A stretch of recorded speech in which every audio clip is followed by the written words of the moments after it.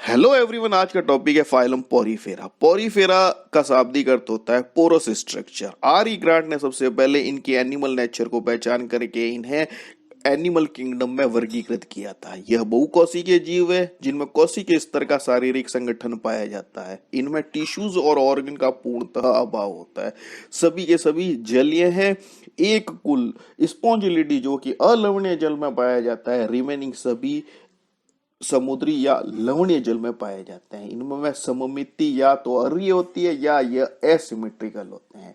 शरीर भित्ति में बाहर की ओर पिनेकोडर्म तथा अंदर की तरफ कोएनोडर्म स्तर पाया जाता है। इन दोनों स्तरों के बीच में अकोशिकीय मेसेनकाइम उपस्थित होती है।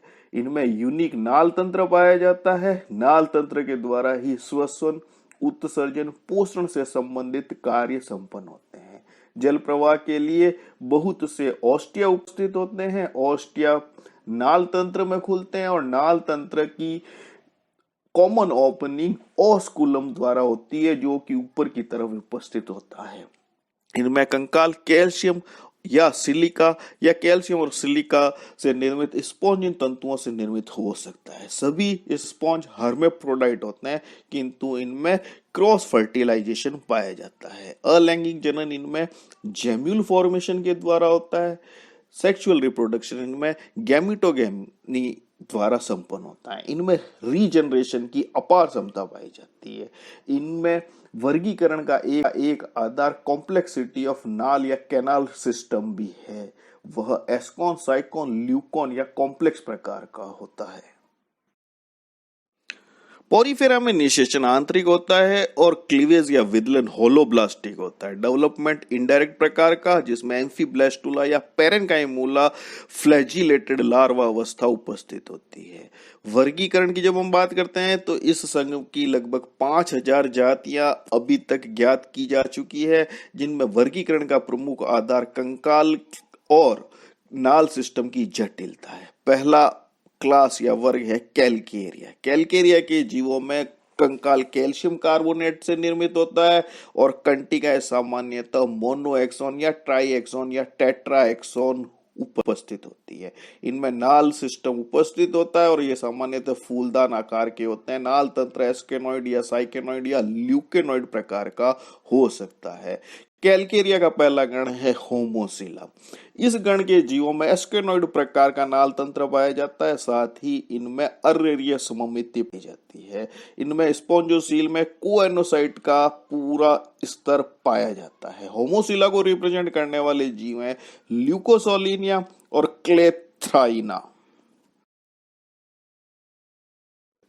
क्लास कैलकेरिया का अगला गण है हेट्रोसीला। हेट्रोसीला के जीवों में साइकेनॉइड और ल्यूकेनॉइड प्रकार का नाल तंत्र पाया जाता है। शरीर भित्ति कोएनोसाइट स्तर से आवृत होती है। यह सामान्यतः सिंगल या कॉलोनी के रूप में पाए जाते हैं। हेट्रोसीला को रिप्रेजेंट करने वाले जीव हैं साइफा और ग्रेंसिया। अगला क्लास या वर्ग है हेक्सेक्टेनिलिडा। इन्हें सामान्यतः ग्लास स्पॉन्ज के नाम से भी जाना जाता है। इनमें कंकाल सिलिका की कंटिकाओं से निर्मित होता है। कंटिकाएं ट्राईएक्सोन या हेक्साएक्सोन प्रकार की होती है। इनमें एक्सोपिनेकोडम का पूर्णतः अभाव पाया जाता है।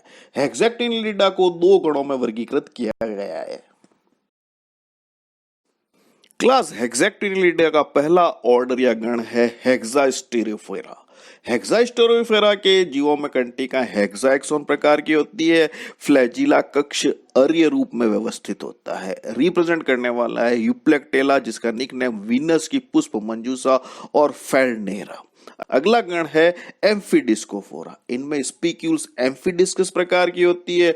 मूल गुच्छों द्वारा आधार से जुड़े हुए रहते हैं यानी यह फिक्स्ड होते हैं।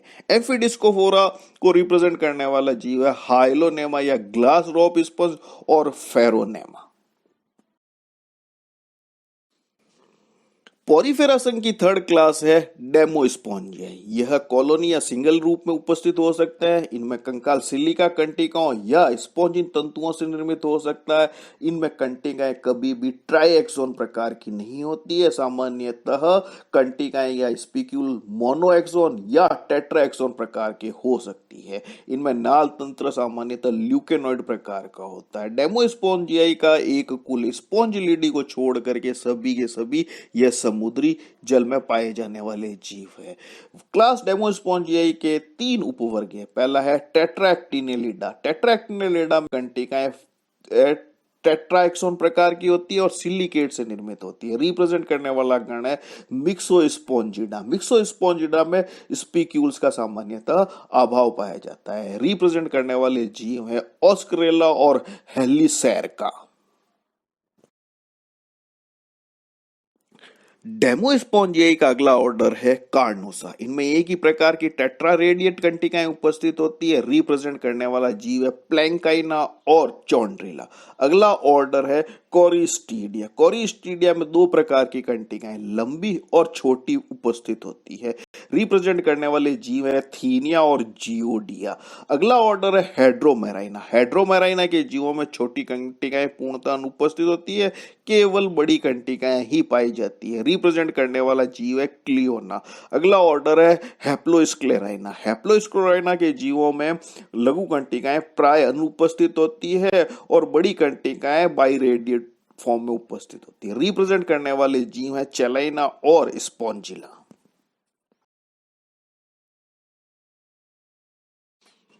अगला उपवर्ग या सब क्लास है केराटोसा। केराटोसा जीवों के शरीर की सतह चमड़े के समान और सामान्यतः यह गहरे रंग के जीव हैं। इनमें कंकाल में केवल स्पॉन्जिल फाइबर उपस्थित होता है, कंटिकाओं का पूर्णतः अभाव पाया जाता है। रिप्रेजेंट करने वाले जीव है यू स्पॉन्जिया या स्पॉन्जिया, हिप्पोस्पॉन्जिया या हॉर्स स्पॉन्ज एंड फाइलोस्पॉन्जिया।